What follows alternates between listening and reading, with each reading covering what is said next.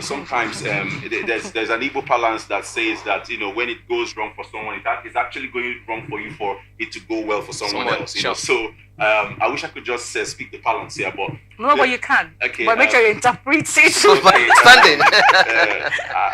I can't even. But it's just like say I don't look at you. Something like you. Dr. Pabon will help you out. But I've made it clear in the English.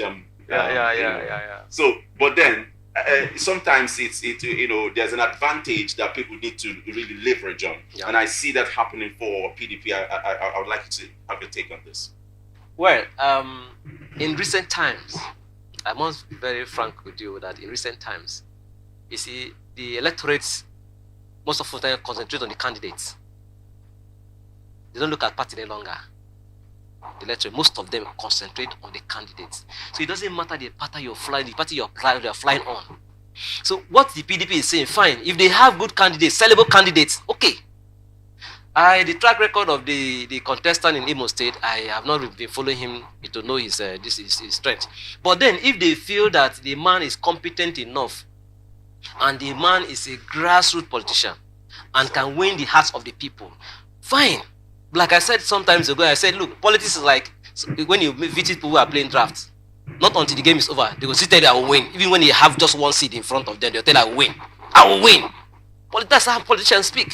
So, but then let's give them the benefit of that. If the candidate is good enough to say they can win. After November 11th, we'll also see. But what I keep saying is that politicians will need to see how they can buy the minds of the people by doing what is required of them. You see, vote buying has become the order of day in Nigeria because people, when they go, they come back after 4 years to come and meet with us that will cast our vote to come and give us. Most times I tell people, if you are giving the money, collect it, but vote your conscience. Yes, of course. It's our money.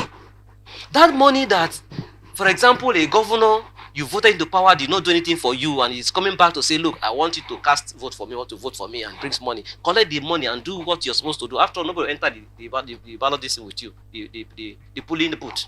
Do the needful. Your conscience should speak to you. If you don't want to collect, leave it to also do the needful. But for me, that money, you can take it and do whatever you want to do with it, but vote your conscience. Because one thing is, when they say we will win, fine. Like I said, it's always their hope. A politician will always tell you, I must win. I will win. Even when they see that the thing is going against them, they see like 10 votes ahead. Somebody's winning, they will tell you, I will win. I don't know where they get that hope from. They will still tell you, I will win. But if they have the track records and the candidate is sellable and can do something reasonable, if the people have that confidence in him, they can cast their vote for him. But I know that there are some candidates that can fly. Let's say, for example, we're talking about Diri of Bayelsa State. He has done something in Bayelsa. He's of the PDP. And people are saying because of what he has done, they want to vote him to go back for the next 4 years. It's okay. But for somebody who has not been a governor of a state, and you have been doing something that people have seen in the state, that they believe in you, they know you can deliver, they can say, okay, let's see how let's try this man. Having in mind that this other person have failed them, they can now try the next person. And what I keep telling people, those who are casting or electorate should also vote and also defend their votes. Vote and defend your vote. Defending your vote in that you should be conscious that at the end of it, see, there's one problem we're also having in the system. The electoral process is not being very transparent, so to speak. Now, the electoral body will tell us that when you finish your election, the presiding officer should announce the election in the polling unit. But this is not done. This is not done. It is when a presiding officer will announce the result at the polling unit that Mr. A, Mr. B, Mr. C, and say, okay, in this polling unit, so person won.